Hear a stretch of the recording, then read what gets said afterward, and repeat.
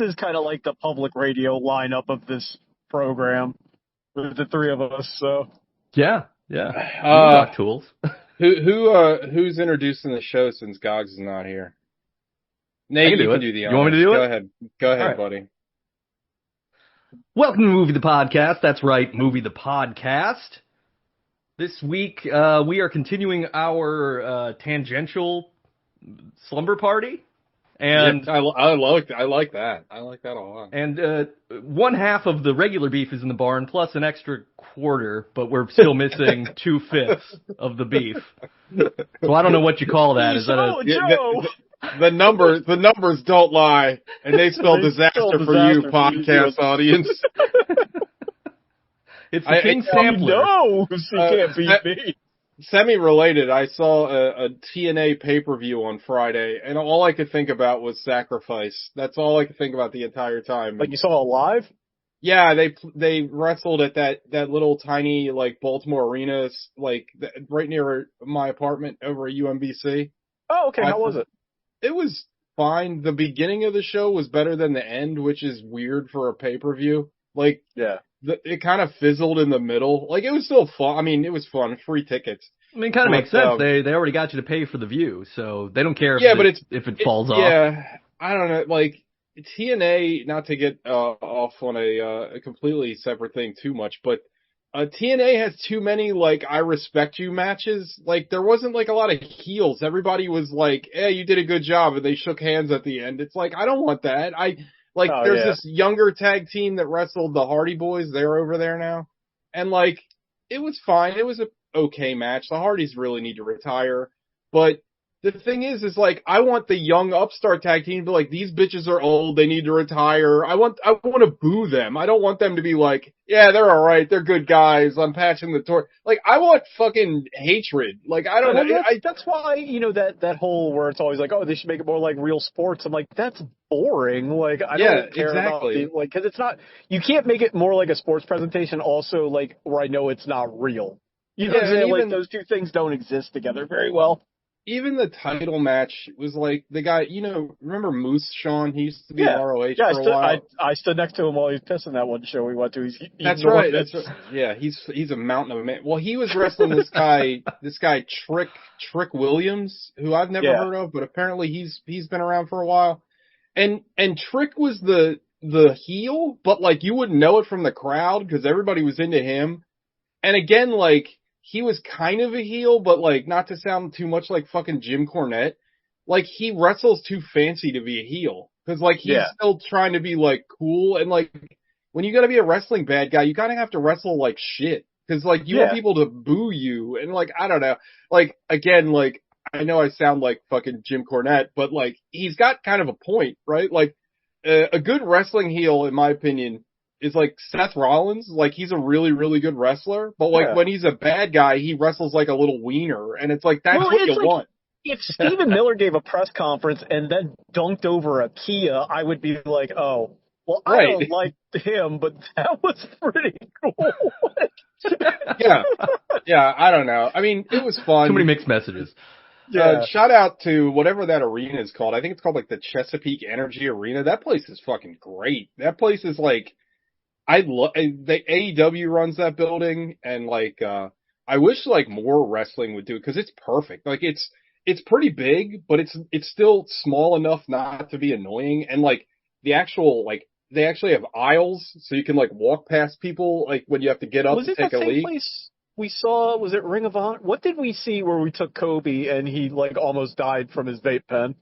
Was it that place? It was that place. Yeah, that's right. Yeah, that place is good. Yeah. That place is awesome. It's of the ideal dick size. It's big enough, but it's not so big that it's annoying.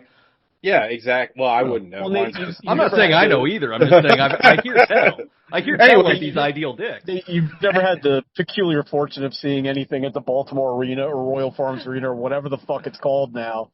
But we all saw a wrestling show there one time, and those seats were made for a much smaller working class ass than any of us had. And it was like so fucking uncomfortable. And I Sean, were you at the Fully Loaded, or what was the first big AEW? Yeah, you were there.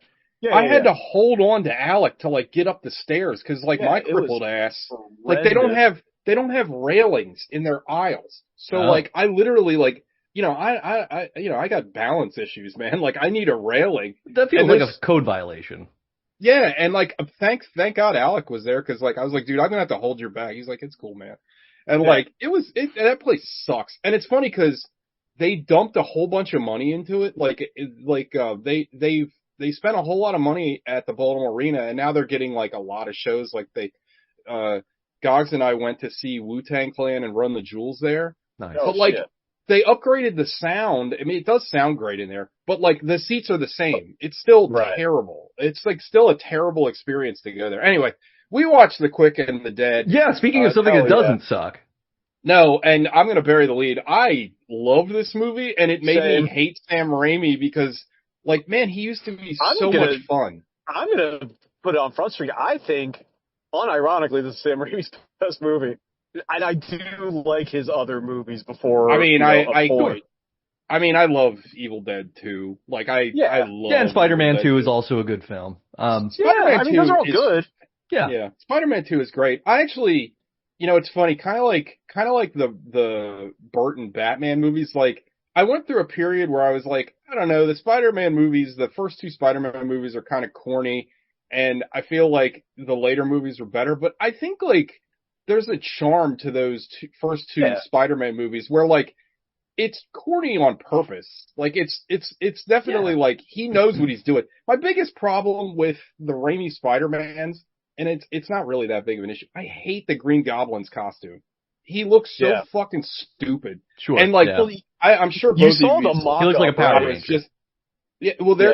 I think I sent it to both of you guys. And for those of you at home, look up Green Goblin test costume. They made this fucking amazing prosthetic mask, and it looks just like a comic book. And I guess like they just couldn't get it to work or to look right in the movie. But man, it looks so fucking great. And it's like, then you pick that stupid Power Ranger suit, like. And Willem Dafoe is great as the character. Like, I mean, I know that, we kind of have split opinions on Far From Home, but I think we'd all agree that Willem Dafoe in that movie is like the best part of the movie. Like the Green Goblin mask, like talking to him and shit. That's fucking awesome. I think all the performances in that movie are pretty good at the very worst. It's just, I think the movie itself is a fucking mess. Yeah, it's a fan service movie. It's not a bad movie, but it is a fan service movie, which is always a problem. I have an unfair bias, whereas I love Spider-Man so much that, like, you have to do something to make me hate a Spider-Man movie. See Amazing Spider-Man 2. Because I just love Spider-Man. Like, I'm currently finally playing through the Spider-Man 2 video game. And I just love Spider-Man. So just like, people like shit on that game. They're like, oh, they didn't do enough. I'm like, I don't care. I'm Spider-Man. I'm having a great time. You get the as much as I didn't like Amazing Spider-Man 2, and I still don't, I think James Garfield, is that his name, is like totally charming. Andrew Garfield. In the other movie. Andrew Garfield, Yeah, I mean, that Amazing Spider-Man 2 isn't Andrew Garfield's fault. It's just like, it's got so many other problems. That accent's got some problems, though. And if you want to listen to our thoughts on it, I'm pretty sure we did an episode on it a couple of years ago, yeah. What is it going to cost me? A boat? Also, it's funny because it runs into the same problem that plagued Spider-Man 3, where it's like a too many villains problem. Because you got Electro, then you try to cram in Green Goblin for some reason, and Spider-Man didn't come to my birthday. Yeah. Anyway, we watched The Quick and the Dead. Like, it's a shame Alex not here because I know he generally doesn't like westerns, and I always want to see what's going to break his mold. I feel like he would like this movie. I don't know how you dislike this movie, to be honest, unless you just like hate westerns. Like, just stop. Can't get past it. There were. We'll talk about. There are very minor things about this movie that could be slightly improved to make it like an 11 rather than, but, and one of them is just the poster, but I want to talk about that later too, because I feel like the way it was marketed was incorrect, But the poster sucks, by the way. But I mean, there's a lot of great fan posters I found online. But but this is phenomenal. Like, this was the first 2 times I'd ever seen this. I never saw it back when. So I watched this the first time like last week, and then I rewatched it. This was a movie I had great affection for. That I was like, maybe this isn't very good when I go back to it. Oh, me too. I'm such a fucking Sam Raimi nerd. I saw this in the fucking theater, and I was like pumped to see this because, like, I mean, I would say that, like, obviously, you know, like, happy, we're recording this on August 18th. Happy Texas Chainsaw Massacre Day to those who celebrate, because this is the day that in 1973, this is the day that the Texas Chainsaw Massacre occurred. But as far as like for me, back when I got into horror movies, and I was like way into horror movies, you know, it was Sam Raimi, Tobe Hooper, George Romero, and like, you know, Tobe Hooper kind of faded. He still made stuff, but like Sam Raimi was the only guy out of those that was like active. So anytime he had like a new project, I was like so in. I like couldn't wait, and I was like hoping he would make another horror movie, and he didn't until Drag Me to Hell's good. Drag Me to Hell. I like Drag Me to Hell, but that didn't come out until what, like 2003, I think. Yeah, something like that. Good movie though. I like that movie a lot. Yeah, it's really good. Anyway, let's get into the usual business. No Gogs. I don't know why he doesn't even bother us with an excuse anymore. So he probably had to. He respects us too much to lie to us. Yeah, that's it. Sean talks about this all the time, but one time he canceled because he had to like close on his house, and it's like, how did you not know that? Like, that one always gets me. Like, we're talking about he wrote this out until hours before, like he didn't know the day before. Yeah. But I do love Gogs, and I miss him. Yeah. And he did. Somebody needs to remind me. He briefed us with his review that we'll have to give at the end once we give our 5 knuckle shuffles. But anyway, Nate, what'd you watch this past week, buddy? Oh boy, I watched 4 things. Good, because I only watched one thing. So the number one thing I watched was another Western that fucking rules. I watched There Will Be Blood again. Oh, it's probably the first time in like 10 years I'd watched it. Hot take. Possibly is that a Western?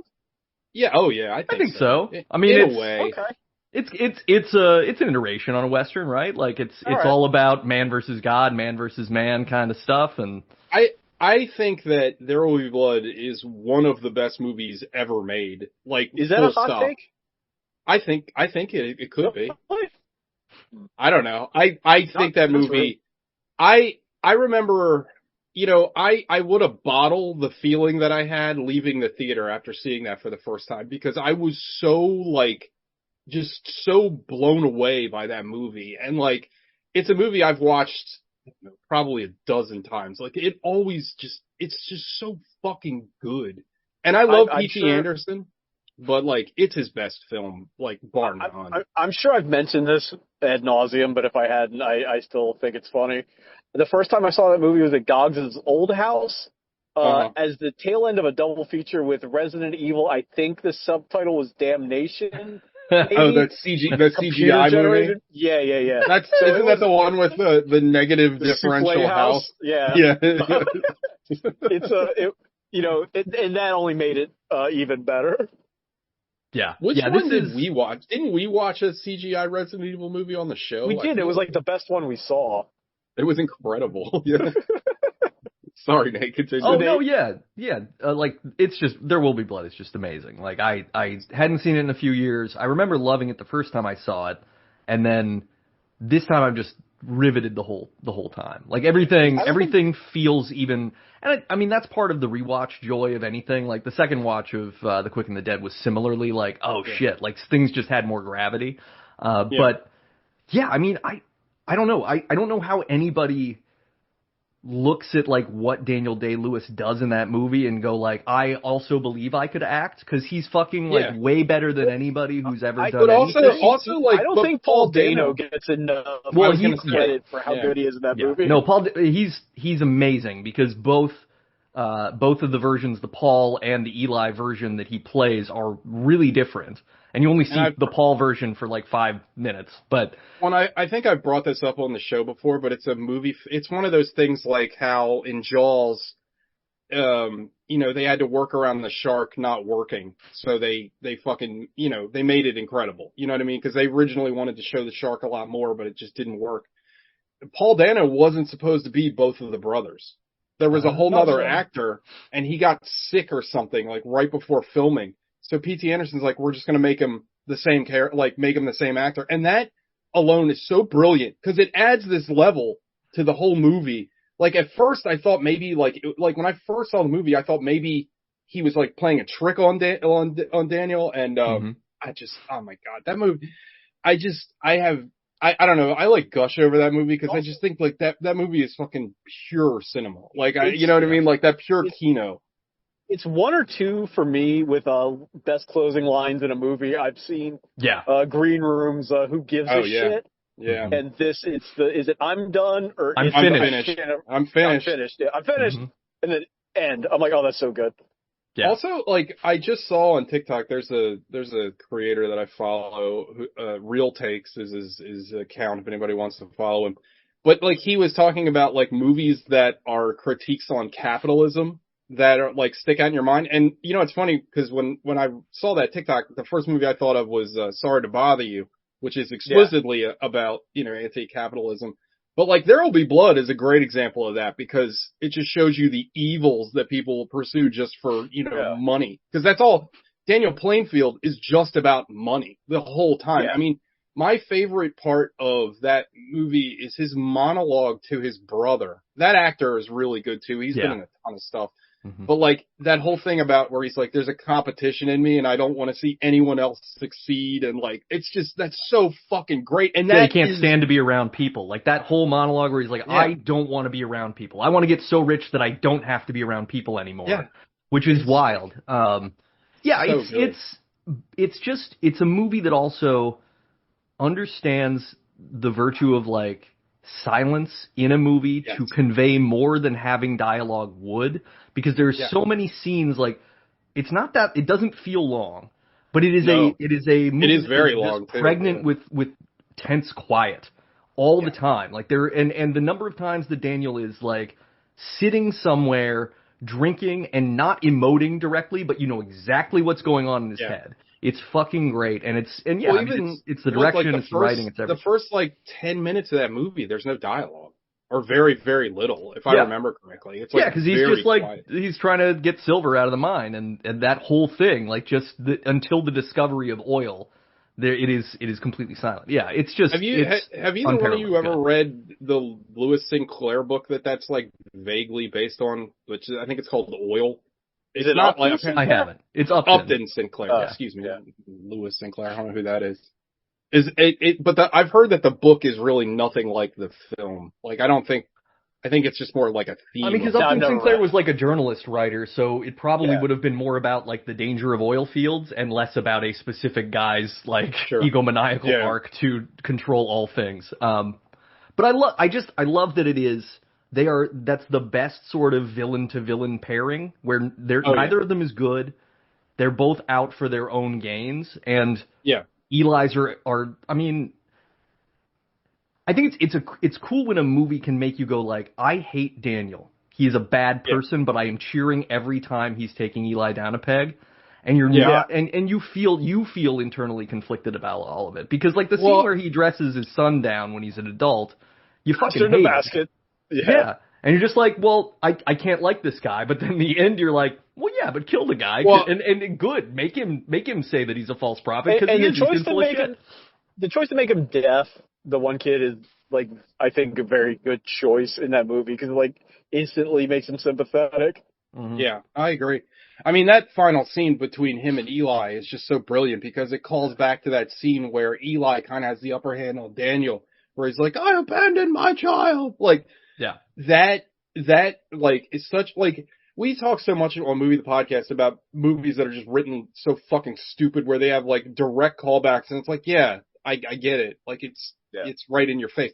That is like an example of like an incredibly well written callback that like you might not realize in the moment, but then you think about it and you're like, I don't know. That movie is. It's like, even so good. The milkshake, like, which was memed to death, and I was very sick of at the time.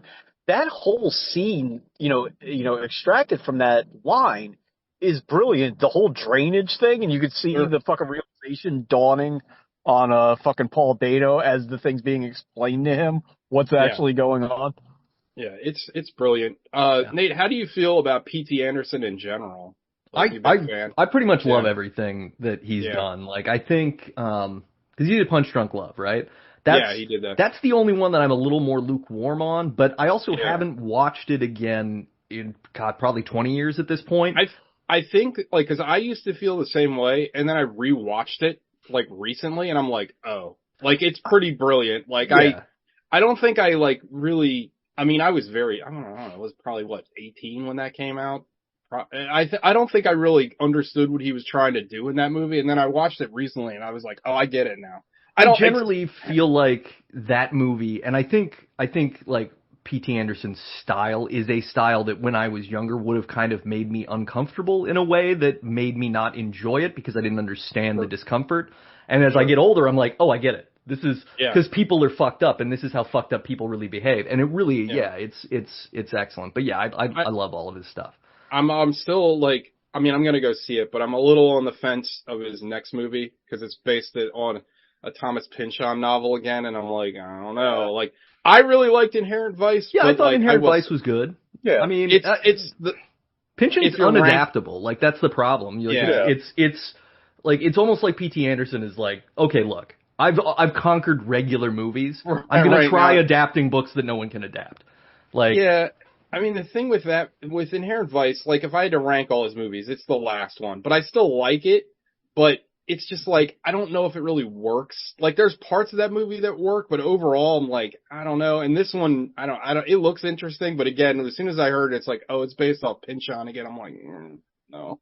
But I mean, I'll watch it. I'll probably enjoy it. I remember Sean and I, we went and saw Phantom Thread, which is a movie that, like, a lot of people didn't care for, but I it was fucking brilliant. I really like that movie a lot. I mean, it's a movie about fashion, and I was like, yeah, I'm into this fucking movie. I mean, it's not really about fashion. It's about, like, toxic relationships. Yeah, it's about interpersonal fascism. I mentioned this a couple times. We saw it. It was like us. It was really early in the morning, and it was like two older couples. And I remember leaving the theater, and TJ turns to me just like with like real concern on his face, and he's like, "Do you think Maya Rudolph's okay?" Because it's like how very personal. It's like after I watched Beau is Afraid, and I was like, man, Mother's Day at Ari Aster's house has got to be real problematic. I was a little tepid on Licorice Pizza, not because I don't think it's a really good movie, but more because like the central conceit's a little ick. You know what I'm saying? I really like that. Yeah. I really like that movie, though. Yeah. I don't know. I get, like, a lot of the problems that people have with the movie, but I don't know. I think it works. Like, and I hate that band Ham a lot. but the lead Ham or whatever, I thought she was great in the movie. Yeah. And Bradley Cooper steals that movie a little bit with his, Yeah. I can't remember who he plays. Is he playing, what's her face's hairdresser? What's his name? It's Barbara Streisand. Yeah. The guy that was like a movie producer. Yeah. Fucking giant spider guy. What the fuck is his name? Yeah, the guy that told Kevin Smith he has to make a giant spider in Superman or whatever. That's the guy. I can't think of his name. But anything else? Yes. I also watched Jurassic World Rebirth. Oh God. Which how was that? As a for a 5-knuckle shuffle score, it's a 4 because it's almost like, it's memorable enough because there's no plot. Like, the plot is the stupidest thing in the world. Like, my Letterboxd review was, a secret mission to collect dinosaur blood for medical research goes awry when the crew encounters the one thing they didn't expect. Dinosaurs. Like, this opens Is it stupider than the black market dinosaur thing that was in one of the other sequels, and then they were going to, again, use them for, why do people keep using this trope? We're going to build a monster and use it as a biological weapon. That shit doesn't work. Like, why would that ever work? We're going to take this uncontrollable thing, but we'll control it this time. I mean, it basically opens like Predator.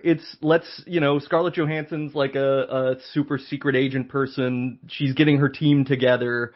we go through the whole montage of everybody loves each other, blah, blah, blah. They're on this high-tech boat. They're going to take this boat to the one band of islands where dinosaurs can still live. Like, there's actually a cool premise at the beginning of this, is the idea that, like, climate change is making it so that dinosaurs can no longer even live in zoos in most of the world, which doesn't make any sense. This is still in the same timeline as the other sequels. It's 32 years after Jurassic Park. Like, it is canonically 3 decades after Alan Grant and Ellie Sattler go to Jurassic Park. Because I think I didn't watch. I admittedly only watched like a little bit of that one where there was like a ninja raptor that Alec watched. I can't remember which one that was. One of the Chris Pratt ones. But in that movie, dinosaurs were everywhere. Dinosaurs are like all over the world. So is that still canonical in this movie? Well, that's what's happening. Is like the climate is now causing all of the dinosaurs that are everywhere, but along the equatorial band, to die.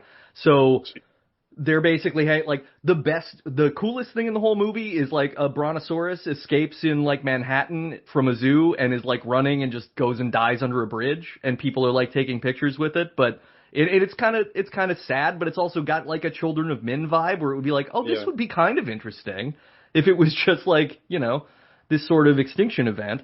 But then, of course, okay, Scarlett Johansson needs to, she usually rescues rich people's kids from ransomers and shit.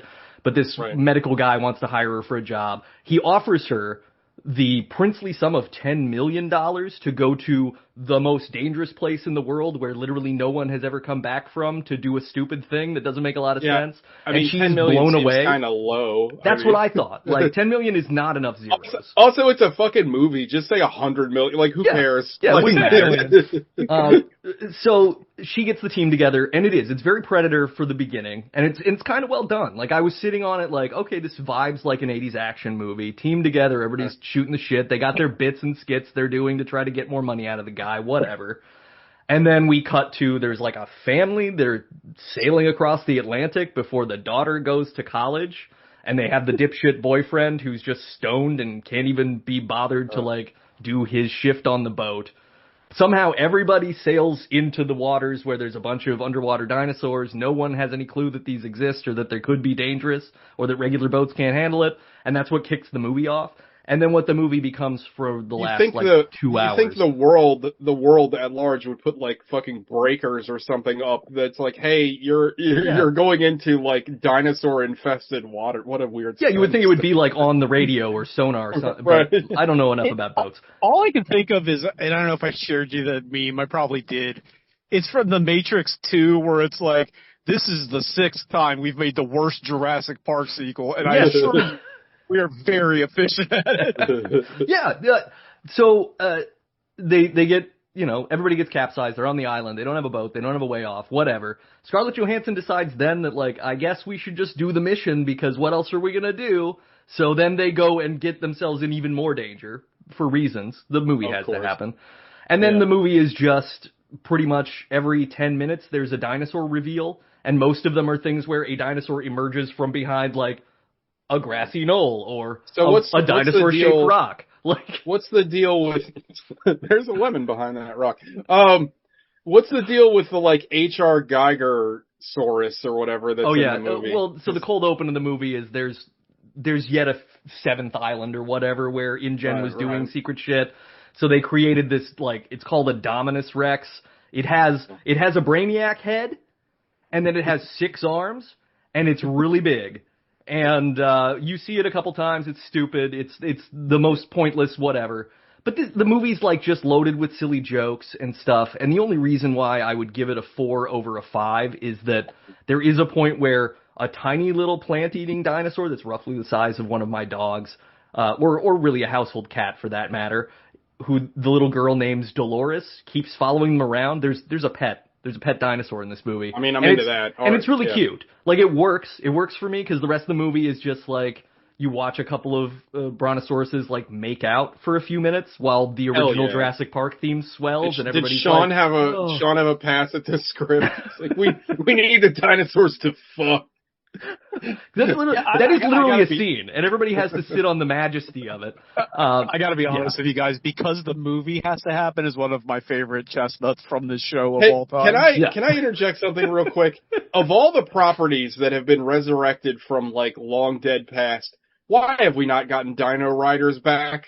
We need dinosaurs with people on them with like missiles and machine guns on the side. That shit would be awesome. Yeah, that's a good idea. Does anybody remember Dino Riders? Oh, totally, yeah. I'm pretty sure I had a couple of those. But in my head, I always get it like tangled up with Dino Saucers, which wasn't really about dinosaurs and flying saucers. They were just aliens for some reason. But Dino was in. It was a winning prefix. Wasn't there a cartoon called like Dinosaurs and Cadillacs or something? Isn't that a thing? There was an arcade game called Cadillacs and Dinosaurs, and I think they might have spun a cartoon off. Yeah, there was. There was a cartoon for a little bit. Beat 'em up. Yeah, it was a comic. Or it was a comic. I want to say it was a Malibu property, like X-Mutants or whatever. That's right.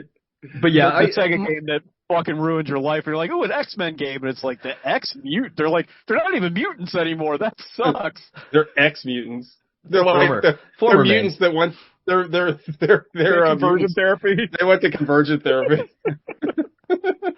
But yeah, I mean, I don't know. It's totally cromulent enough. You could watch it. You're not going to be upset watching it. It's just like the movie wants you to care about the people, and you don't. The movie is literally using actors and plot to get you from one dinosaur set piece to the next, and that's cool with me because it almost makes it an interesting horror movie that way.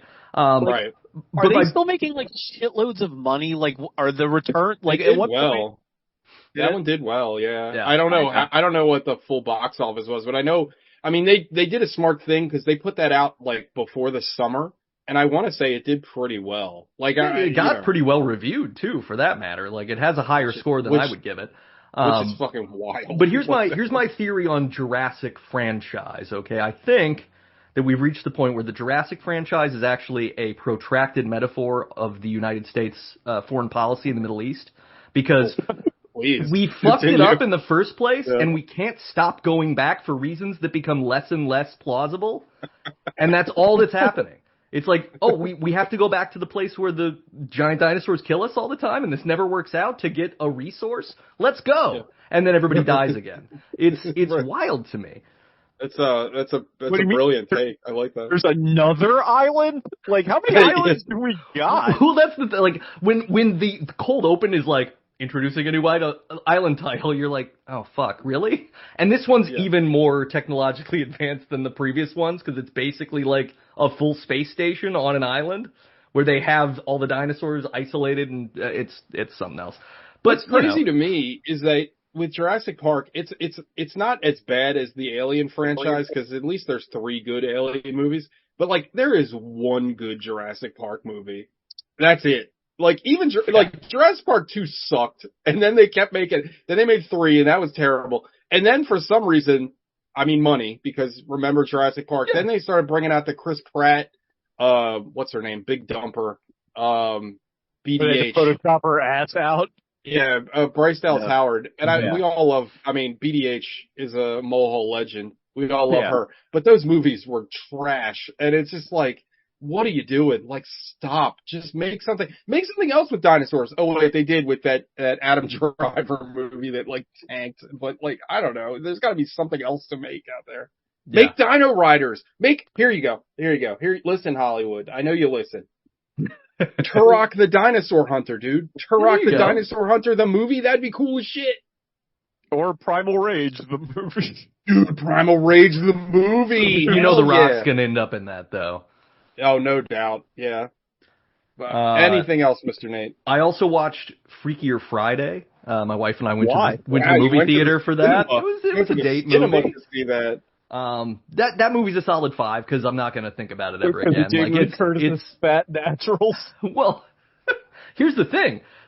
The best part of the movie is that Chad Michael Murray is, I guess he was like Lindsay Lohan's love interest in the first one, but he kind of like started crushing on Jamie Lee Curtis when they switched. You said Chad Michael Murray, and I swear I just thought you said Chad Michael Vincent. I'm like, I think he's dead. I didn't know. I did. Dan Michael, you're Vincent. Yeah. But the through line in Freakier Friday is that like he's still into into JLC. Like he'd still hit that. So I think they need to make a third movie where he and Mark Harmon switch bodies, and he just doesn't want to switch back because he's just fucking Jamie Lee Curtis. Like he's getting what he wants, and that's a movie. Yeah. That's a movie that I think would be an interesting escalation. That truly is the freakier Friday. Yeah, we gotta get freaky. Like I remember, I think they rolled that preview before Ballerina when I went with Nate. It's just like, are we so bereft as a culture that this, like, there's a lot of bad sequels, a lot of reboots, right? But it's like, who was asking for this? Like, what? And the Jurassic Park, I get. Yeah, I think the thing about this is it's just, it very much feels like a focus group / corporate / AI written, hey, we can make money on this kind of movie. Because I don't know. I don't even think I've seen the first one, but I felt like, all the beats are exactly the same, because it's instead of 2 people switching bodies, 4 people switch bodies. Isn't Freaky Friday a remake? The original is a remake too, isn't it? I feel like it is. Maybe I'm wrong. Is it a like cold remake of Vice Versa? Like, I don't know. Maybe pretty much. I mean, it's a little bit big. It's a little bit vice versa. It's like, you gotta understand, you gotta walk in my shoes to understand me. Oh, blah, God. Blah. How have they not remade Big yet? God, they're gonna do that, aren't they? That's gonna happen. Talk about a movie that I've never watched since I was a kid, but I love that movie as a kid. Who wants to play with a building? That movie was great. Last thing I watched was a rewatch. I watched The Prestige again. I hadn't seen that in a while.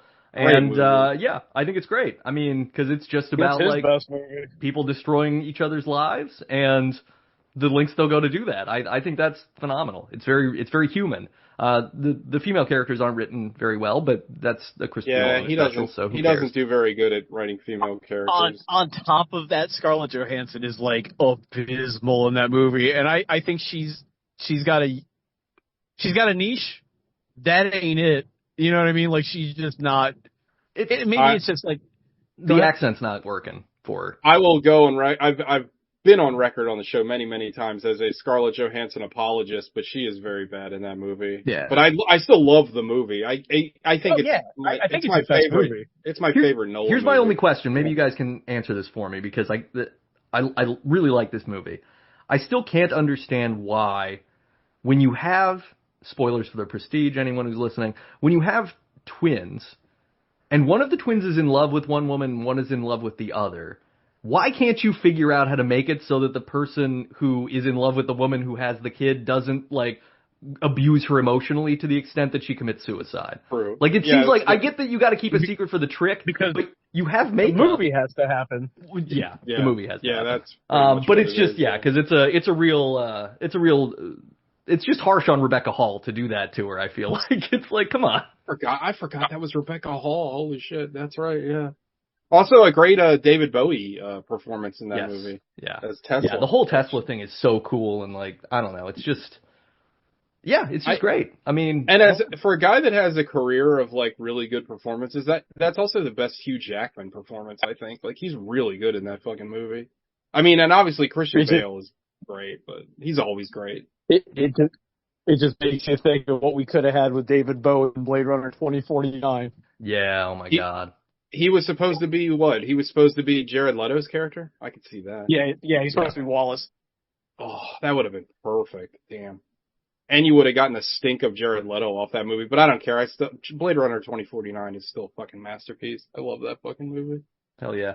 There you go, Hollywood. Make more cyberpunk movies. People like cyberpunk. Come on, make a fucking real Neuromancer movie. Give it to what's his name? Give it to my boy, the Mandy guy.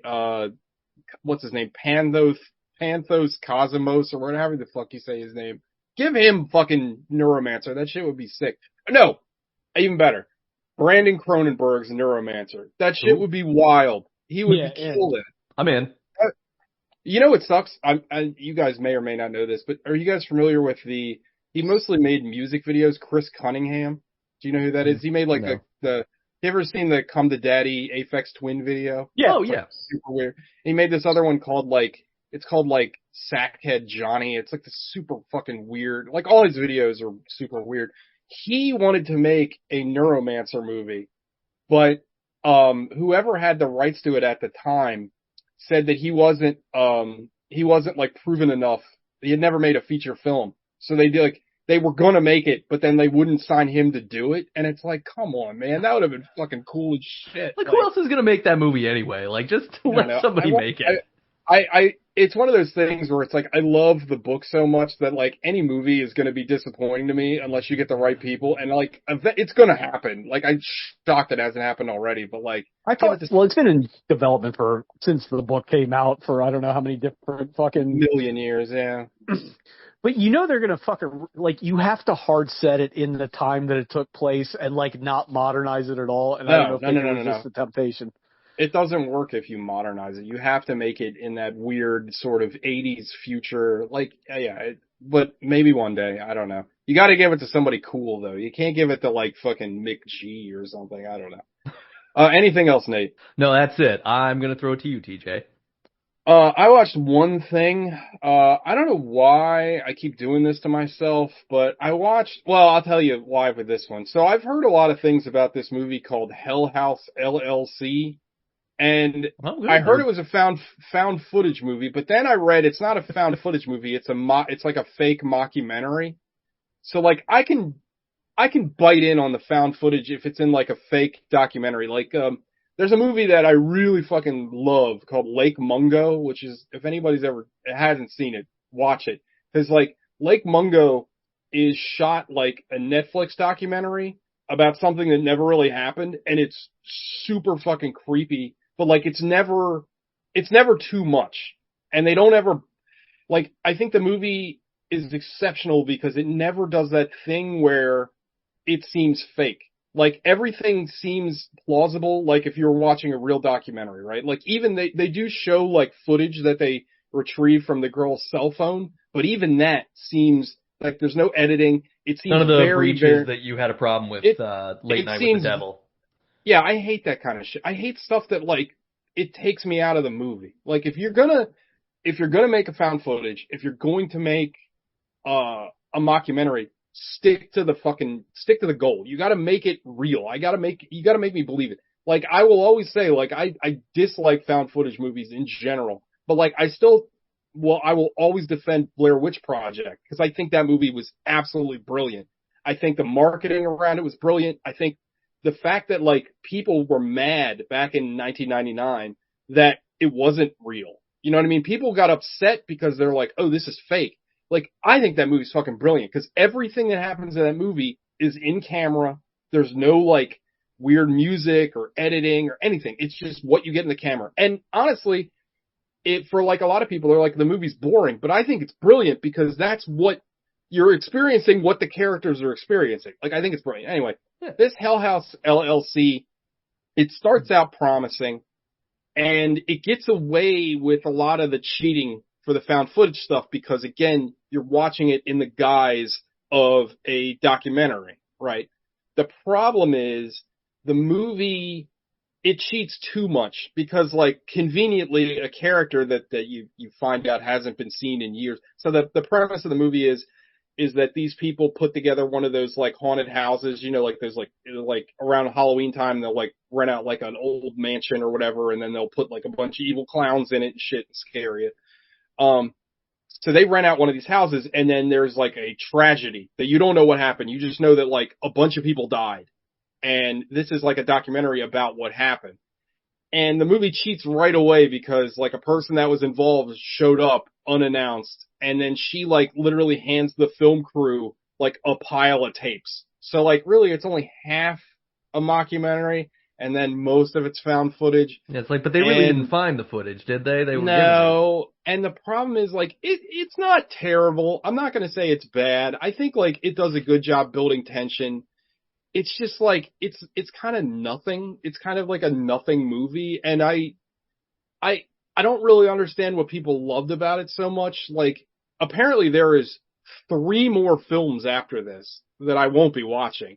But like, I don't know. It's like, it starts out promising, but just, it screws up the landing. Cause it's like, it becomes too silly and too unbelievable. And again, I know it's about like supernatural shit, but like, you know, the main girl that shows up that's like narrating basically. And again, remember, this is supposed to be like a documentary.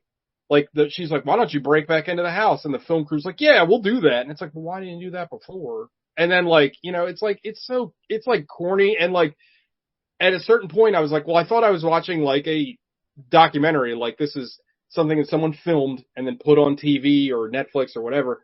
But then like you're basically like at the end of the movie, you're almost at like live footage that they're on. And it's like, what the fuck is this? And they don't ever break it up and tell you that. And it's like, I don't know. It's just another miss. Like I know that, like I know that like found footage is great for people that want to make a movie with no money. I mean, like a great example of a movie that was made because the people wanted to make a movie but had no money is Man Bites Dog, which I think is brilliant. And that also kind of uses like a found footage kind of method. But that movie has a lot to say and it's interesting. And I think it's cool when you use your, I mean, I talked about this earlier with Jaws and with There Will Be Blood. It's cool when you use your limitations to push forward a story. It's another thing to be like, well, we just want to make a scary movie. And we know that like most horror fans are idiots and they'll just be like, well, it was creepy. And it's like, they don't actually think about what they're watching. I mean, it's kind of like Series 7. It's like we're shooting a TV movie with TV cameras. So what do? Well, let's make it a TV show. And like it masks like the shitty cameras and the sets and all that stuff because it looks like a TV show of that era. And it's also like Series 7 is a shining example of like, I mean, again, that's not really like a found footage movie. It's like a TV show, but like that movie never breaks. That movie is like the TV show, like with the editing and the song choices and like that movie is perfect. It's so good. It is a fucking crime that movie is basically lost to time. Because, like, we talk about it, but, like, if you want to watch Series 7, unless you have a password to my Plex, it's next to impossible to find. But I think that movie, I've pleaded with Vinegar Syndrome and all the other boutique Blu-ray houses, re-release that movie because that movie is so fucking good. But a movie that's not so fucking good is Hell House LLC. Also, I assume that it's called Hell House LLC because there's probably some other B movie that's called Hell House. But like, I don't know, Hell House LLC sounds really stupid. It's like, I mean, it shows they wouldn't have been legally responsible, I guess. They wouldn't have been hunted if they weren't incorporated, right? Is that what LLC means? Yeah, like, I don't know, like, there's not, again, this movie isn't terrible. The liabilities are limited, but the chills aren't. This movie is not, it's not terrible, but it's also like, it's also kind of, to me, it kind of shows like a lot of the problems I have with horror movies that like a lot of horror fans like freak out about. Like, it's just there. Like, it's nothing you haven't seen before. And I feel like, and I've talked about this over and over and over again as a huge horror fan, there is certain fans of horror movies that like, they just like horror movies. And it doesn't matter what kind of slop is put in front of them. They're just like, well, I like it because it was scary. And it's like, okay. Like, I can't respond to that because it's just like, yeah, but what about the like filmmaking? It wasn't great. Like, what about the fact that like this is the same fucking idea we've seen 8,000 times? Like, and there's nothing new to this film. It's boring. You know what I mean? Like, there's nothing like interesting in the filmmaking, in the presentation. Like, again, not that it hasn't been done before, but if they really stuck with it, like Lake Mungo, then you got something. Because I implore everyone to go watch Lake Mungo and tell me you're not like, when you turn that movie off, you're not like freaked out. And again, there's no like jump scares. There's no blood. You're just sitting there because you're like rethinking things that happened in that movie and you're like, that's fucking terrifying. And just slight spoilers for Lake Mungo. It's about a person that like learns they're gonna die and then like does die. And then it's like kind of reevaluating their life. And then there's like signs the whole time. It's fucking crazy. And again, it's supernatural, but it makes you think, you know what I mean? Yeah. And again, the presentation is so good. And that movie also I thought the acting in that movie was great. Come to find out that like all the actors in that movie were amateurs. And I'm like, wow, like it comes off so natural. Like, to make a very odd parallel, we watched, Over the Top, months ago, like, it's the Sylvester Stallone arm wrestling movie. And my favorite part of that movie was the weird interviews they did because it felt so natural and real. And like, these are terrible actors, but there's something about it when you can break through and make a terrible actor convincing, like you got me. Like, I don't know. And this movie never did that. So I would not recommend Hell House LLC. Sean. Hey, I only watched one thing. I watched that series on Netflix, The Hunting Wives, with Malin Ackerman. It's fine. Malin Ackerman? Silk Spectre? Yeah. Herself. She's still around? Yeah, I mean, she looks great. She's hot. Like she was hot as Silk Spectre. Yeah, she was. Got that big square jaw on a woman that I like. I know you're a big fan. Yeah. Yes, sir. It's kind of like, you know, a send up of like rich Southern women, but it's exactly what you expect. But there's a halfway decent murder mystery. It's like, it's cromulent. It's, you know, I wouldn't say go out of your way to watch it, but if you want to crush 7 episodes of something, Malin Ackerman's naked a lot, so that's a plus. Hey, I'm a big fan. Yeah. Is it like Stepford Wivesy, or is it? No, it's more dramatic. It's okay. Yeah. You know, one's the pastor's wife, and one's the fucking, you know, Dermot Mulrooney or whichever one he is running for governor, and he's a shithead, and everybody's fucking everybody. It's like, it's okay. Like, it's all right. Fine. But that's all I watched. All right. Well, then let's get into The Quick and the Dead. Nate, you have the honors since you're the honorary Gogs. What happened in The Quick and the Dead? Oh, boy. This is a pretty easy movie for a synopsis, honestly, because it's pretty fat. Like, it's pretty... I will say, one thing that I absolutely adored about this movie wastes no time. Like, it's like, you are there, and Tobin Bell shows up, and you're like, Tobin Bell? It's so weird to see him right away. Kill everybody for smoking. Dude, and... you didn't value your life. Right away, too, it's full of, like, Sam Raimi used to be so fun with his camera angles. All the fucking Dutch angles and push-ins and shit. And it's like right away, like, it's doing crazy stuff. And he does stuff later, like, where you see, like, holes through people's heads. And I'm like, dude, it's so great. I think the thing that's interesting... Go ahead. I'm sorry. That scene with Keith David getting his, like, brain pan blown out has been stuck in my head rent-free for years. Yeah. To the point where... I hadn't seen it in a while. I'm like, is that a deleted scene? Because he gets shot, and then it happens, you know, afterwards. Your gunfighter is dead. Well, it's funny because I know he's like a big comic guy, and I wonder, like, my comic book brain. I don't know if you guys are familiar with the Frank Miller, Jeff Darrow comic, Hard Boiled. Yeah, Hard Boiled. Yeah. There is a cover that Jeff Darrow did where it's literally the POV from, like, the back of a blown out head, and it looks so similar to that. I wonder if that was, like, an homage to that. Nice. So, yeah, this movie opens with the lady. That's her name. She doesn't get a name. That's her name, yes. She's rolling into the town of Redemption. Her name is Ellen, because the doctor later yells her name. That's right. Oh, shit, yeah. So Ellen / the lady rolls into the lady's perfect though. The town of Redemption, which was great. I mean, we have the cold open with Tobin Bell. He's got some sort of he's digging for gold or something. He's staking a claim.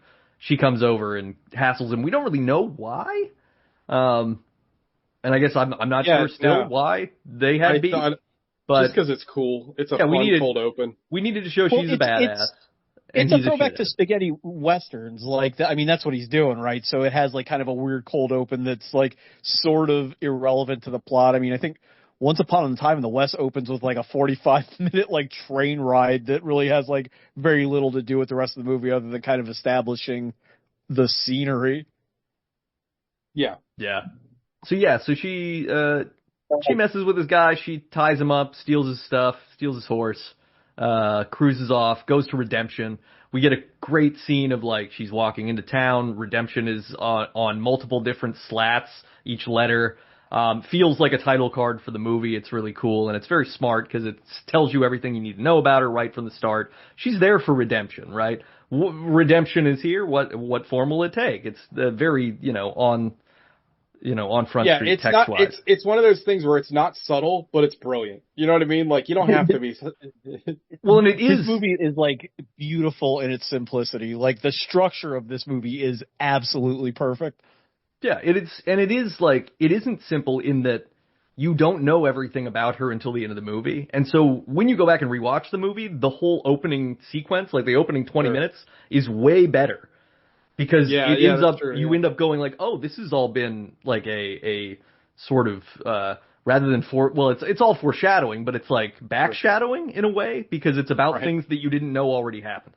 So she's rolling into redemption, and it just so happens to be the day that they're starting the gunfighting tournament, and a bunch of other interesting personalities have showed up too, and each one of them is very well defined, both in costuming and in their behaviors. This town is shaped by violence. Everyone is like on edge. Everyone is like at the bar fighting each other. Like, it's not like this town, like all the like bystanders in this town just have this look on their face like something's about to happen all the time. Like violence is the main industry of the town. Yeah, exactly. Yeah. And you get the other kind of spaghetti western callback is like right when she rolls into town, the first person she talks to who says it's going to be a great day is the guy who's making coffins. And it's like, yeah, okay, this is the business here. Doesn't he, maybe I'm getting this scene mixed up. Like he gets her measurements. Yeah, doesn't he like, she goes past him and he's like 5'7" or something. He's like, I'm never wrong. And then he's like shipping out the coffin. Like, I thought that was pretty cool. That was a lot of fun. So everybody gets together at the local saloon, basically. We kind of get a sense of who everybody is. There's a guy named Herod who runs the show. He lives in a very nice house at the end of the road compared to literally everything else around. Also the king who took John the Baptist's head. Yes. I mean, Court is a clear, representative of John the Baptist there too. Yeah. And so everybody's hanging out. They're introducing each other to each other. It's all very quick. We get Leo DiCaprio, our bridge from Romeo plus Juliet, who is the kid who's hanging out sipping a beer. He's excellent in this. He's so fucking like, I mean, we all said it. We all said it analog, like on the text thread, but like the cast in this movie is fantastic. But like, you have a very young Leo. You have like a kind of unestablished Russell Crowe, and obviously like Gene Hackman is like the big name in this movie. But like all the performances are really good, but Leo like shines. Like he's so good in this role. Like I was blown away by how good he was in this movie, because he's just like, he is so charismatic the entire time. Like I thought he was fantastic, and I feel like, I don't know, I feel like in a lesser actor would make that character kind of annoying. Like I could see, you know what I mean? Like I feel like the way he's written. Yeah, it's very intentional, because he's like, I wouldn't say he's wise beyond his ears, because he is a kid, he's brash, but he's like heavy beyond his ears. You know what I mean? Yeah. Like being who his father is, and kind of like, he's like, 16, and he owns the armory, like the gun store. And like, I don't know, man. Like I love the old Western trope of the lady, the kid, the preacher. You know what I mean? I know Court is his name, but they're all archetypes, you know, but it's perfect. Oh yeah. Yeah. And the cool thing about like Leo's performance, he has an incredible amount of like swagger to start. Like the moment he walks over to Sharon Stone and starts hitting on her, it's like, it's a solid opening. Like he is fully a movie star in this movie, where it's like, oh yeah, no, this kid has the chops. Like he doesn't feel like he's lost. Also, like Sharon Stone, I think is really good. We'll get into Gogs' opinion of it later. I think she's good in this role, but like the one of the first things that happens is she goes to the saloon and she's like, I need a room, and I can't remember that actor's name, but he's in like all the Tim Burton movies, and he's in a ton of shit.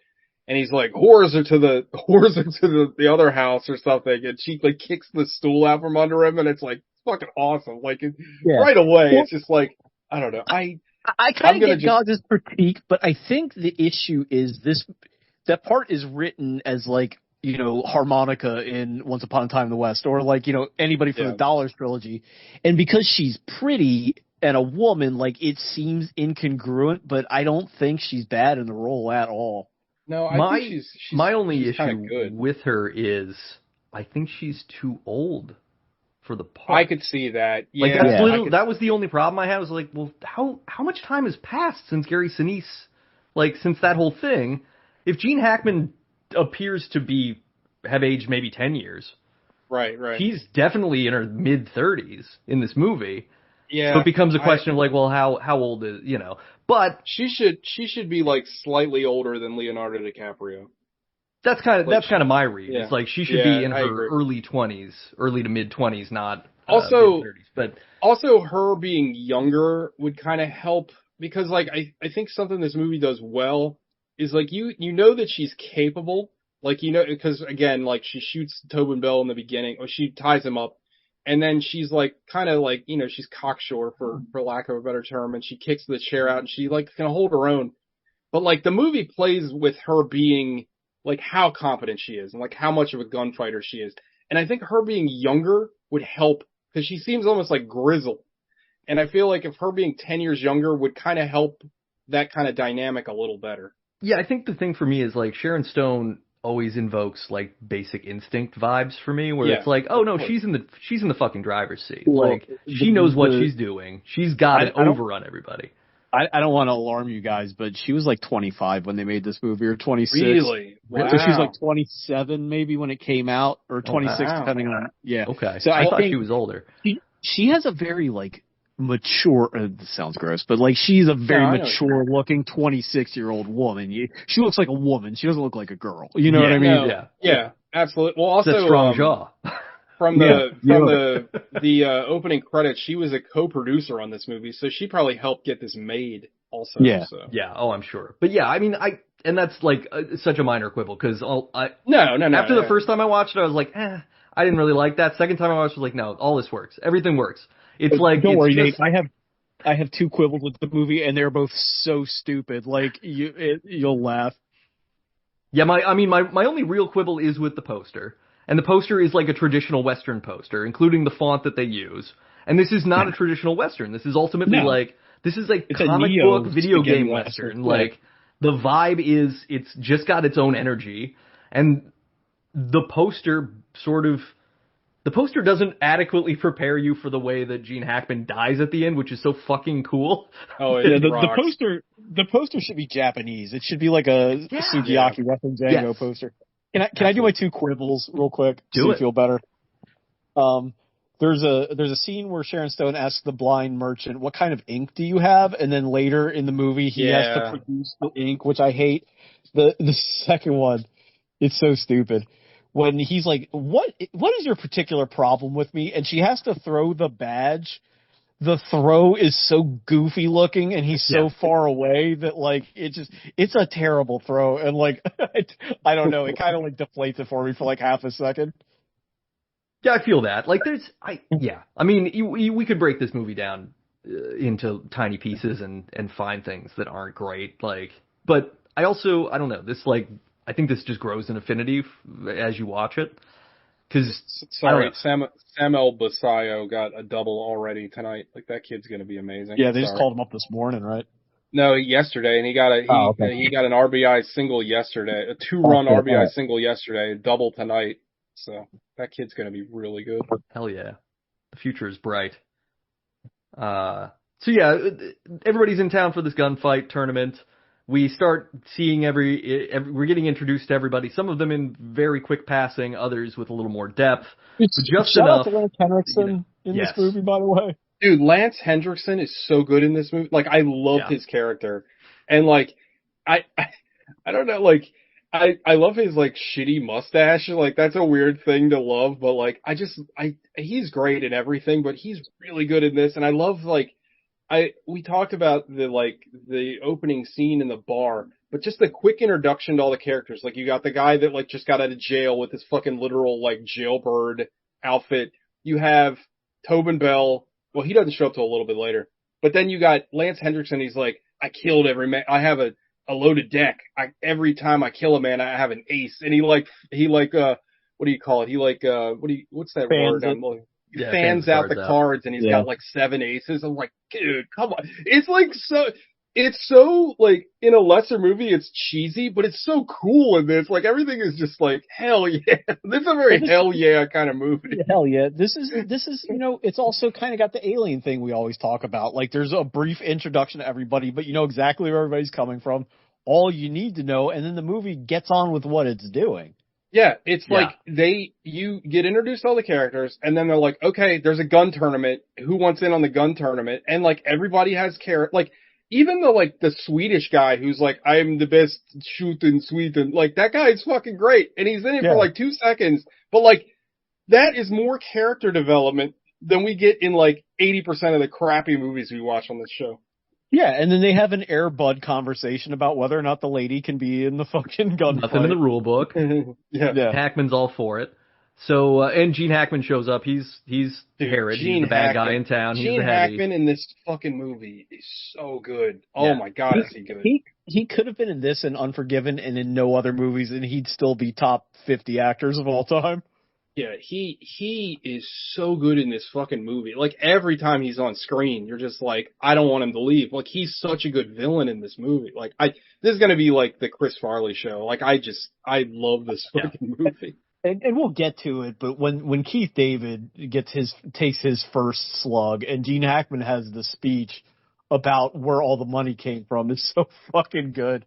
Yeah, and Keith David's fucking amazing in this too. Like, he's not in it that much, but he's fucking awesome because he's just like, killing's my game, and like, again, he's introduced in the opening scene, and what the fuck is going on outside? Sorry.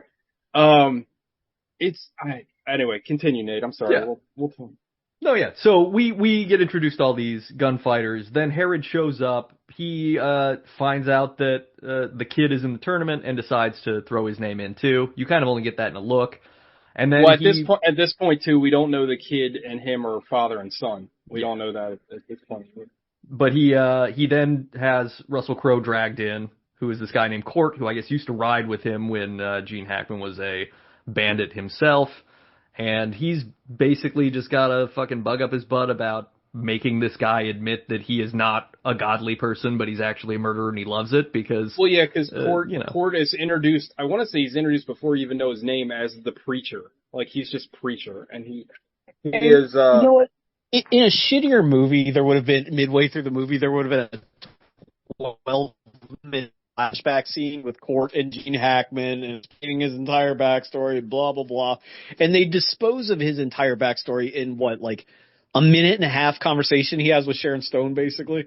Yeah, it's perfect. Yeah, also, it's perfect. And talking about brilliant foreshadowing, the way that Sharon Stone saves him with like shooting the fucking shooting the rope on the noose. Shooting the rope on the noose. That's how, that's what killed her father. That's like brilliant. Fucking brilliant. Yeah. No, I think that's the thing that's so exciting about rewatching this movie is when you have figured out what happened, you see just how directly that was redemption to start, which does make it interesting. I mean, it makes more sense because now, as the gunfighting sort of starts out, a lot of the minor characters are just getting offed pretty easily. Like, this is the way that we whittle the numbers down to get to the people we want to see fight.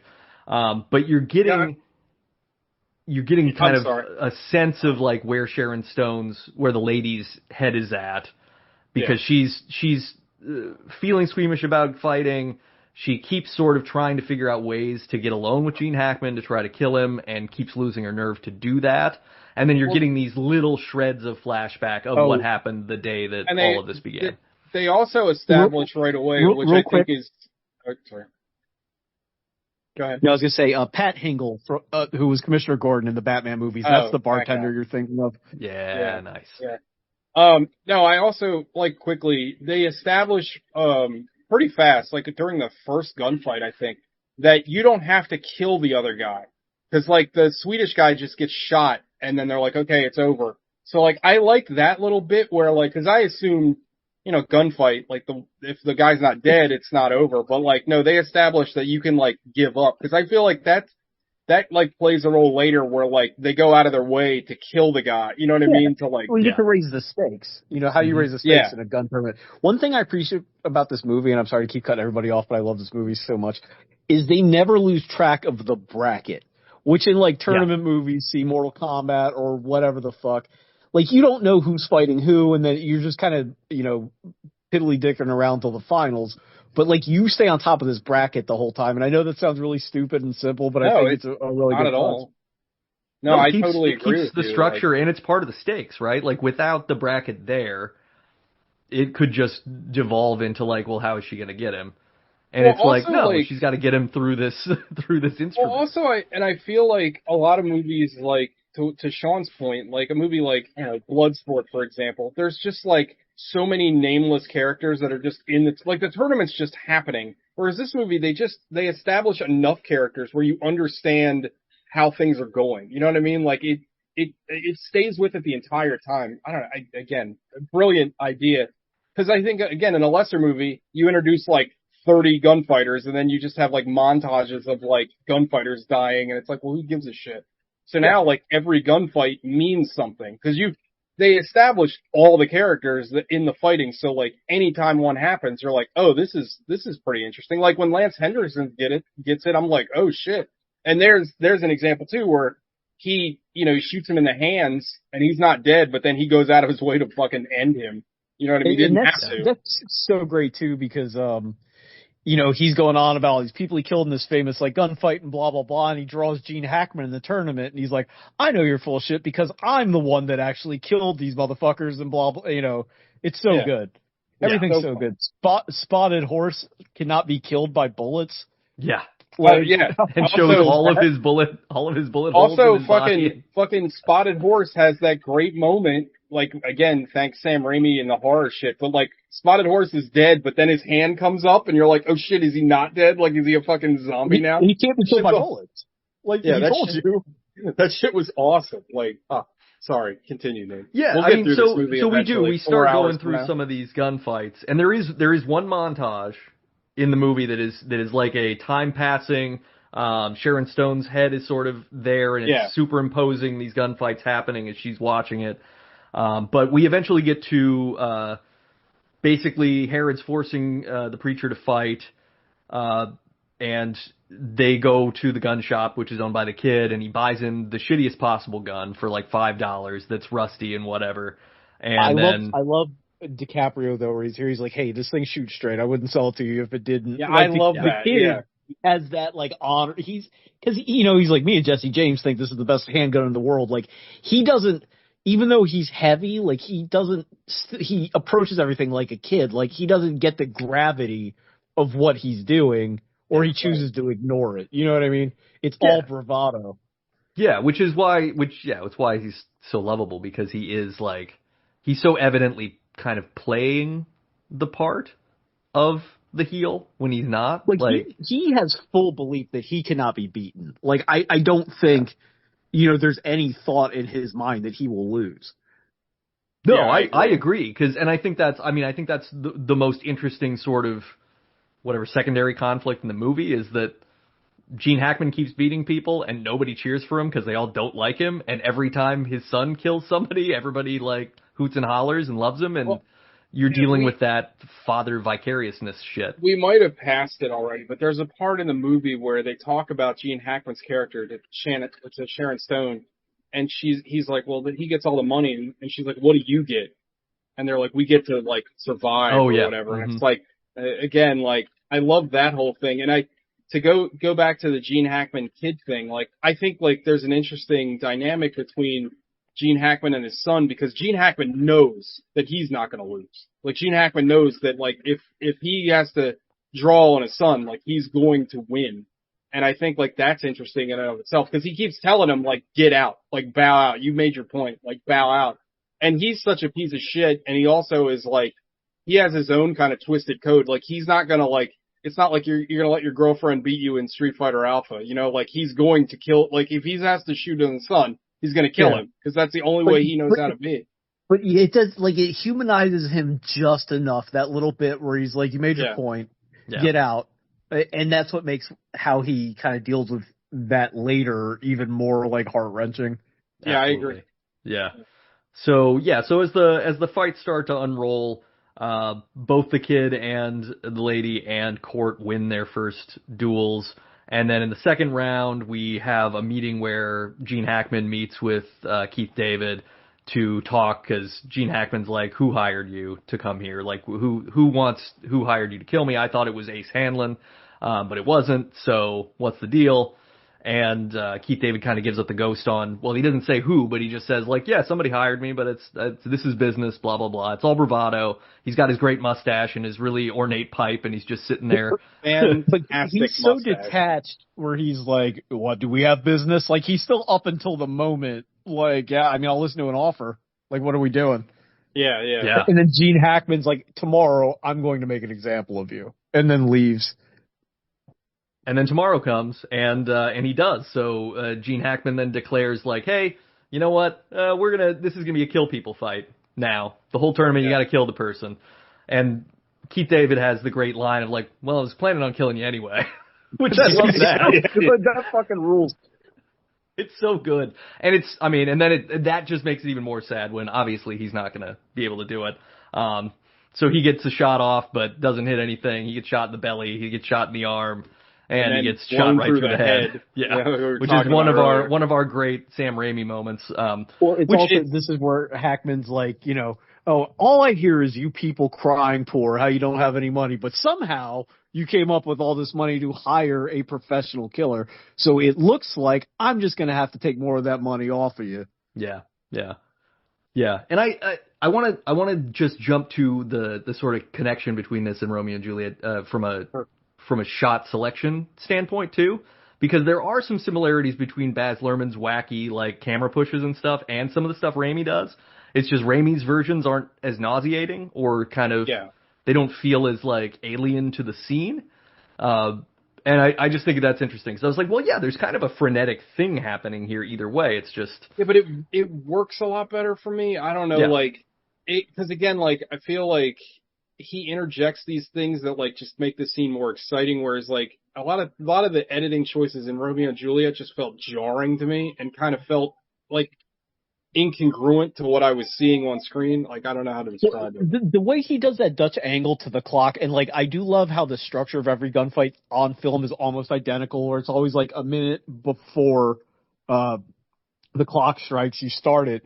But the way it's shot, like at an upward angle, makes it look like it's like 300 feet tall. Like it's like impending doom. You know what I mean? And I think that translates really well in that shot. I mean, the sequence where Russell Crowe has his first gunfight and everything goes really slow and the beer is slowly pouring into the glass and all these things and like it feels like suddenly the movie is doing a different thing, but it really works because it is like where you would be. Like everything has to slow down in that moment for you to be prepared for what's about to happen to you.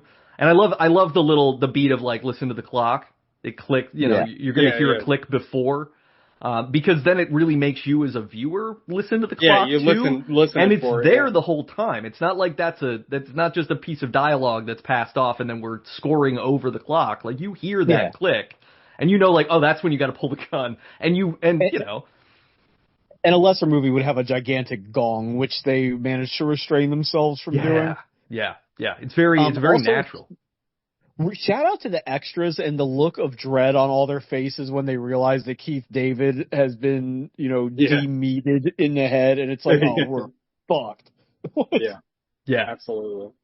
Then Court fights Spotted Horse. We talked about that a little bit, and that's like a 2 or 3 shot kill, one to the head, again. And then the lady ends up fighting the gross saloon owner guy that's been hitting on the underage girl that has been the only person who's been like directly nice to the lady other than Russell Crowe, without wanting anything. One of the most genuinely tender little moments in the movie is when the girl is like, "You can do it," and Sharon Stone like breaks for a second, like you see her like the toughness break, and she like touches her on the shoulder, and it's like, yeah, cool. That was for real, and that's a very like Raimi Spider-Man-y sort of like the very sincere. We're getting more flashback here, so we're seeing the day the lady is getting chased out of town. We see Gene Hackman's spurs as they come out of the marshal's office, and you see them dragging Gary Sinise out and putting a noose on him and things like that. We find out that it's Ellen McKenzie and that her father was the marshal there. And then she gets invited to dinner by Herod. Yeah, this is a weird scene. I kind of like this scene, like it's lesser in Inglourious Basterds, but like the tension's really good. Like I think she does a good job. Well done. Yeah, because she has a little gun that's sort of tied to a piece of lace under her dress, because she gets real gussied up to go to this dinner. We know, you all have derringes. Sorry, Simpsons reference. And yeah, there's real tension, because it kind of drops, and then there's a whole thing, and then she's drawing, and there's a moment of silence when she draws the hammer back, and you kind of all hear the click and everything stops. But then Gene Hackman keeps going, and we think like, okay, maybe there's a chance. She can't do it, and then she hears a click of from his end of the table, and then that diffuses the whole thing. She tries to run away. We find out Gene Hackman's onto her. Well, there's also so gross where she's like, "Oh, I want the money," and he's like, "Well, I could give you more money," and she said, "Well, I wouldn't feel like I'd earned it." And he looks at her, and takes a beat, and goes, "I think you would." Or I forget exactly how that. Well, there's like a through line, like I was saying earlier, about her, like how capable she is as a gunfighter, and Gene Hackman's like, you've never killed anybody, like you don't have it in you. Like this has been it's a trope in a lot of movies, like, a killer is a killer, and if you've never killed anybody, you can't do it. So it's ramping up the tension where you're like, well, is she going to be able to do it when she has to? Because she had the drop on Hackman, she could have gotten it, but she she pussied out. Yeah, twice. That's the second in that dinner scene. It's the second time that she could have reasonably easily shot him at close range. But yeah, she doesn't. We find out that Gene Hackman's clicking a lighter or a match. It's actually a matchbox, but he's clicking a metal matchbox that sounds like a hammer being pulled back. So he knows what she's up to also, but he still doesn't know why. So we get a little more flashback, and then the next day she runs up to challenge him. She wants to challenge him in the tournament, but finds out that the kid's already challenged him. And so now we have this moment of like, okay, cool. Leo's not gonna make it through this, because that's not the kind of movie this is. And this scene is really well done, I think. I mean, it's fantastic. It's like the movie suddenly becomes like, we have watched a bunch of people die gruesomely, and it has felt not unserious, but it has felt like almost light in a way. Like these are just consequences of the tournament that you're at, and this is the first time that you're really like, oh shit. This is where, like, even though he's going to die, the stakes are still effectively raised, because if they could have done this earlier in the movie, and he could have shot him and he survived and blah blah blah, but like, like he is marching to his death. Like, you are aware as the audience member, and like it's sad. Yeah, it's really sad, and you get he says the whole thing that the gunfight is in the mind, not in the hands. All these things, like he's spouting all this ideology, and and you can tell he's trying to talk himself into it a little bit too, which I think is really effective acting. Because there is this through line that we haven't really covered, but like in his previous gunfights, he when he beats the Swede, he goes over to Gene Hackman kind of proudly, hoping for praise while the entire town is praising him, and Gene Hackman's like, yeah, if the Swede was any slower, blah blah blah. Like, he just completely undermines any of the kid's success, and Leo's face drops effectively, like a disappointed child. Like, I just want daddy's approval once, and he's never gonna give it to me. Relatable. So they have their gunfight. And it's cool, because they pretty much do almost draw at the same time. Yeah.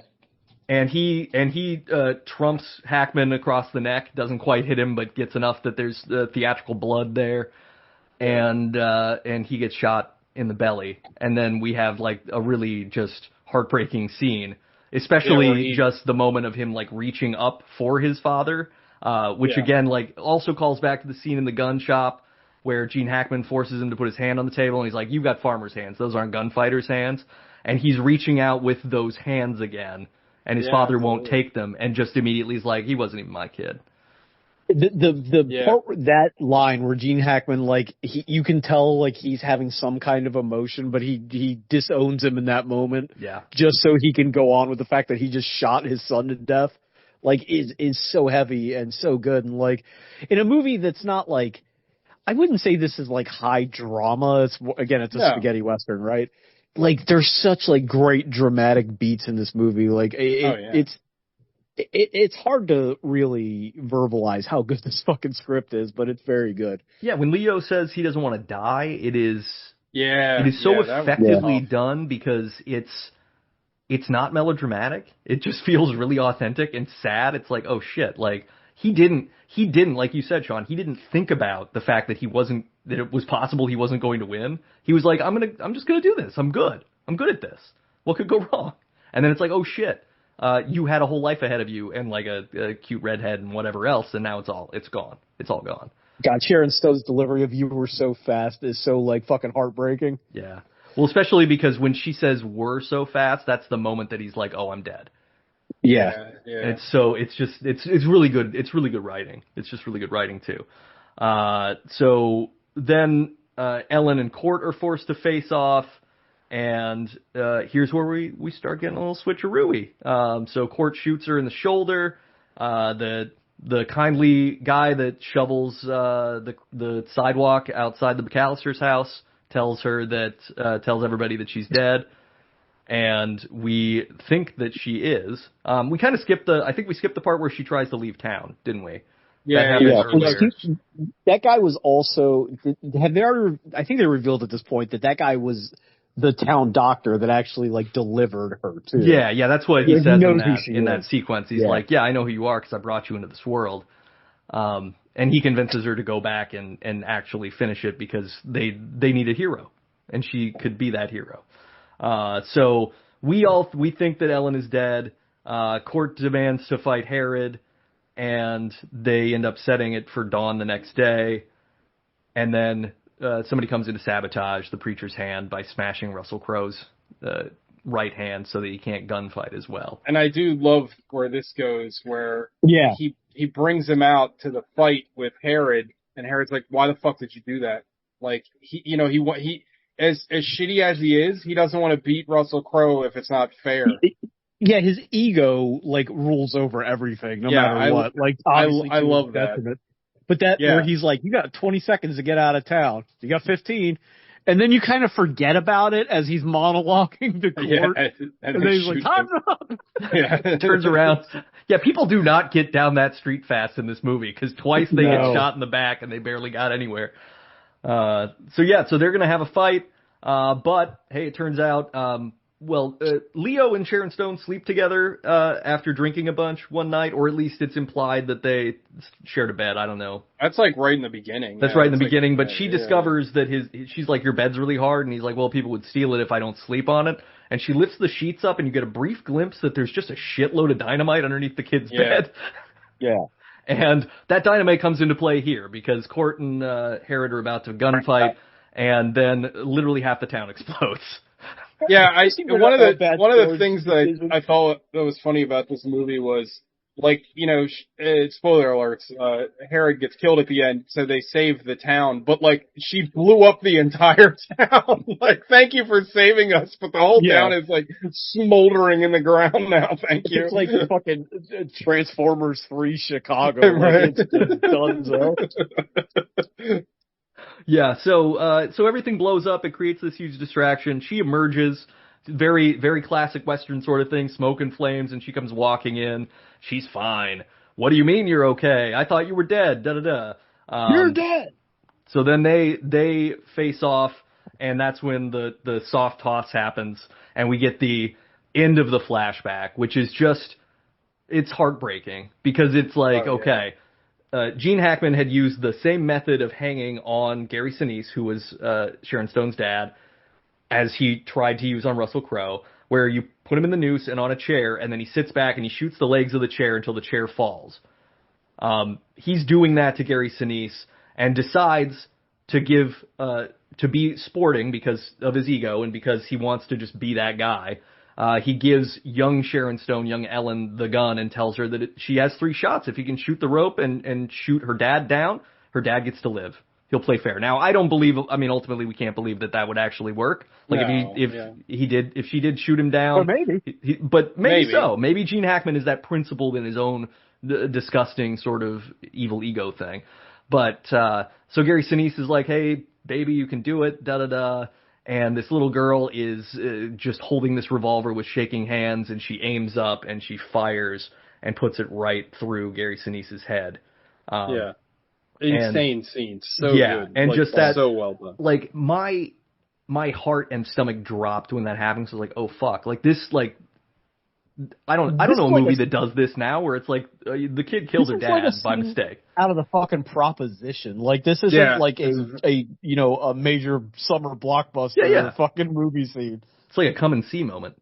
Also, for real. I kind of want Gene Hackman when he sees the Marshall badge to pick it up or whatever and be like, you know how many marshals I've killed? Like, this doesn't mean anything to me. I kind of thought that was coming, honestly. I thought he was going to have an M. Bison moment where it's it was a Tuesday. It was a Tuesday for me, But yeah, so now we realize, and this is such the cool thing, because now we've shadowed back to the fact that the whole reason she had to save Russell Crowe in the first place was because everything was exactly the way it went down with her dad.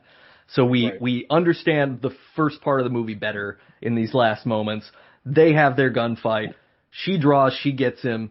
And it's the meat and potatoes 45 that Leo shows off, I think, because there's just a light emitting bullet hole through Gene Hackman, which is such a cool scene, such a cool moment to show his shadow on the ground. And it's like, oh, what time is it?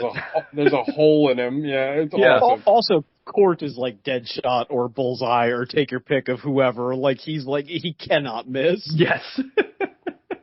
So then he's shot through the chest, but that isn't enough. So he gets another shot straight to the head that causes him to flip ass over tea kettle backwards into the ground. That, if I have one complaint, I didn't like his comical flipping through the air. I was like, all right, that's a little much, but whatever. At that point in the movie, I'm like, whatever, it's fine. He's getting his comeuppance. I mean, I liked it because it was the kind of super death you need to commit to Gene Hackman's character, otherwise he will come back. I mean, I was kind of hoping he would explode somehow. I don't know how you would work that out, but yeah. Yeah, and this is why I think the font choice and the poster choice is wrong, because it sells a movie that does not have that. It doesn't have head explosions and it doesn't have flipping end over end. But this movie is that, so this movie's great. And then she just tosses the badge to Court and is like, "Hey, the law's back in town." End of movie. That's it. We're good. That's it. We're out. Credits. Yep. That's it. That's the fucking movie. Yeah. And it's great. It rules. If you couldn't tell by all the glazing we've done the entire show, hated this movie. I fucking love this fucking thing. I think we all did. Before we get into official five knuckle shuffles, let's give Gogs his review here real quick. Did he actually give us a score? He didn't, because I guess he hasn't done the show enough. He doesn't know how the show works. Gog says that he remembers watching it a long time ago without much affinity. Sharon Stone is the worst part of the whole thing, and she's not bad, just playing it too much like Snake Plissken. That's Gog's review. We'll say he gave it a 7. I feel like he would probably give it a 7 or an 8. Yeah, that sounds about right. And I can see that argument. Like I said over the text chain, I can see the sort of Snake Plissken-ness to it. Yeah, but Snake Plissken's just playing a Western character, so I don't know. It's one of those. I mean, it's also just like the Man with No Name thing is sort of that, which is this person doesn't talk much and they kind of emote a little bit, and so I don't know. I think it works. Yeah, it's a tropey thing. I mean, I think it works. It's what they're trying. It's not unintentional. You know what I mean? It is her performance is very intentional. So it also kind of, I think, works a little bit better for a little girl and her dad than if it was a male character and his dad or whatever. I don't know, something about that dynamic I think works really well. Yeah. I agree with that too. Absolutely. All right. Five knuckle shuffle time. Nate. I'm gonna give it a 9. Yeah. I think there are things that you could kind of improve. We've talked about them, but this is fun, and it's a movie that the first time I watched it I liked it, but had some reservations. The second time I watched it I was like, oh, I like this way more. And any movie that does that, where it gets better the more you watch it, because I notice more things, because you're clocking just the subtle bits of dialogue that kind of pass you by, because there are a lot of little sidelines in this that aren't main character beats, but they're things that are happening that they're all relevant. It's just great. It's fun, and it's maybe the most interesting modern Western that's been made, where it's taking big swings and landing them, and it's having fun doing it, and you don't feel I don't know, nothing feels cheap. I totally agree. Well, it's tropey, but it's doing its own thing, right? Yeah, yeah. Like, it's not trying to remake a Sergio Leone movie, but like, it's taking the right bits of those types of movies and doing something new with it. Like, this is a very Sam Raimi film. Like, yeah. I don't know. It's also, 1996, we're like very divorced from the spaghetti Western at that point, and we hadn't hit the, like, we're doing everything from the 70s shit again that would come, I don't know, a few years later. So like it is kind of like on an island stylistically, I think. Yeah, because this is still going to be around your Wyatt Earps and Tombstones and stuff, right? But like, yeah. Well, I mean, but those movies are like very serious. Like, you know what I mean? This is like, I mean, well, like, no, and I think that explains why this movie didn't get critically reviewed well. Because it came out at a time where it was like, well, what are you doing? All these other westerns are grimdark westerns that are really serious, and everybody's an alcoholic and everything. Right. And this is like, no, this is fun. This is a fun genre. Yeah, I totally agree. Pass the mic. Oh, I'll pass the mic to Sean. It's a 10 for me. This movie is structurally perfect. Like, I don't know how every other movie that has a tournament in it cannot seem to make the tournament function properly, except for this one. And like, people die in this, so like, it's a different kind of tournament. It's simple. Like, you get what you need from the people. It doesn't overstay its welcome. You don't have to have, again, like, these elaborate backstories that go on forever and these fucking, 1-2s of dialogue about shit that happened forever ago that nobody could care of. You get, like, the amount of lines you need from people, and the movie's, like, so propulsive. I think it's, like, an hour and 40. It's a short movie. Yeah. I mean, as far as, like, major movies go. But it's exciting. And, like, the propulsion of the gunfighting tournament as a vehicle for the revenge. Because, like, entering this tournament to avenge my so-and-so is, like, every fighting game conceit. And just about, like, but none of them can get it right. I don't know why this does. Like, I love all the camera moves. I love all the fucking goofy Dutch angles and the push-ins and the clock. And, like, it has one really, like, disturbingly violent scene, but it's not like Kill Bill or something. It's not like you couldn't show it to other people without some kind of warning. I think this is a triumph of movies, and, like, it's got like a 60% of Rotten Tomatoes, which I texted the boys Analog that movie critics had no idea what movies would become much later. We're like, this doesn't feel like any other movie. You know what I mean? This is strictly its own thing, and I can't commend it enough. So yeah, it's a 10 for me. We give it to TJ. It's a 10 for me, dog. First of all, I love Westerns, like, I love all kinds of Westerns. I love the super old, like, Glenn Ford Westerns. I love, the spaghetti Westerns, and then the post kind of spaghetti Westerns when Eastwood was doing his own thing. I do love the grimdark Westerns. I love, Unforgiven and stuff like that. But, like, this movie is just so fun and so unique. And I love everything this movie is doing. I love a movie that doesn't waste your time. Like, I kind of felt like I was, like, waiting for this movie to get boring. Like, I was waiting for the soggy middle. I don't know why. I feel like when I was a kid, maybe I thought it did. I don't know what I was thinking. But I was waiting for something to go wrong in this movie, I guess is what I'm trying to say. Because like Sean just said, this movie isn't, like, fondly remembered that well. So I was like, what's wrong with this movie? And the answer is nothing. Like, I loved everything about this movie. It's full of great performances. It's full of great camera work. I think that the script, like we've said throughout the entire show, the script is, like, really well written. Like, more well written than you would think for kind of like a silly Western.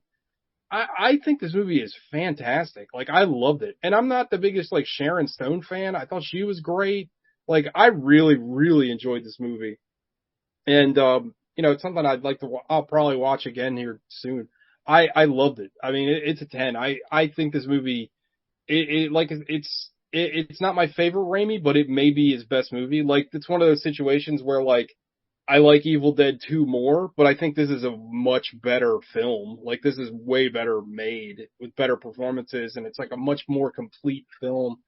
I loved it. I thought it was incredible. So yeah, it's a 10 for me, dog. It's fantastic. Certified good ass movie. So I have a pick for next week, unless somebody else wants to jump in. No, you're good. Yeah, go for it. So I was going to make Sean suffer and watch the Royal Tenenbaums, but I changed my mind, and we're gonna watch the Welcome to Mooseport. No, we're gonna watch the 1974 classic, The Conversation. Hell yeah! Get some art in your ass. Francis Ford Coppola's The Conversation. A movie I really love, but I haven't watched since I was like 17, so I'm interested in watching it again. Nate, feel free to join us. If you'd like, it's always a pleasure to have you. Right. But yeah, I really wanted to pick the Royal Tenenbaums, but I couldn't really. I love that movie, and if Sean hated it, it's kind of like when Alec hated on Turbo Kid, it would kind of kill me on the inside. So we're gonna watch The Conversation. I did like when the butler says he has the cancer. That was funny. 1 out of 10. The Royal Tenenbaums is such a good movie, but Gene Hackman, like alone, has just bangers after bangers. But he's also in a lot of like. Did you know that Gene Hackman's in Wyatt Earp too? Because I didn't know that. No, I didn't know he was. I don't know if I've never ever seen that movie. seen Wyatt Earp. Yeah. He's That's the Kevin Costner one. Yeah, that's the one that he left. So he was supposed to be in Tombstone, but then he got in his feelings like he always does about the production of Tombstone, and he wanted to rewrite a bunch of the script, and they're like, yeah, fuck you, we're not doing that. So then he went off and he's like, well, I'll make my own Wyatt Earp movie, and he made the one that he made the one that like no one thinks about, and we a bunch of movie nerds, none of us have even seen it, so there you go. All I know is it's really long, and it's supposed to be really boring. Of course it is. Kevin Costner, he loves making. He's got to show his butt for like at least 2 hours. I mean, I'm fine with that. And then he's got to bang Cal Ripken's wife. So yeah. But yeah, we're gonna watch The Conversation. I kind of wanted to watch The French Connection too because I've never seen it and I heard it's really bad. But no, we're gonna watch The Conversation. Do you remember when Goggs' point of reference for The French Connection was some Ed O'Neill made-for-TV spin-off of the movies? Really? Yeah. You mentioned it on this show. That's crazy. I don't remember most things that happen on the show past when we unhit record. I have to be honest. Half the time I forget movies that we've done on the show. I'm like, God, we did that. But we have done like 6,000 episodes at this point, so. Anyway. Nate, you're basically on the show now, so just be here if you want. You're just a new member I'll see if I can make it. Hell yeah. So, watch The Conversation anyway. Have you ever seen that movie, Nate? It's very good. Yeah, I've seen it a couple times. It's also great Harrison Ford performance. He's only in it for like 30 seconds, but he's in it for like 2 seconds. But baby Harrison Ford. We'll see. I hope Alec's on because it's a neo-noir. I know we haven't had a lot of luck with Alec in neo-noir and regular noir, so it'll be interesting to see how. Or anything. Yeah, or anything. All right, everybody. That's the show. We'll see you next week. All right. Go O's. Bye-bye. Hell yeah. Bye-bye. Toodles. Thanks, Nate. Yeah, thanks, Nate. Yeah, of course. It's great to spend time with you guys. Oh, it's always a pleasure.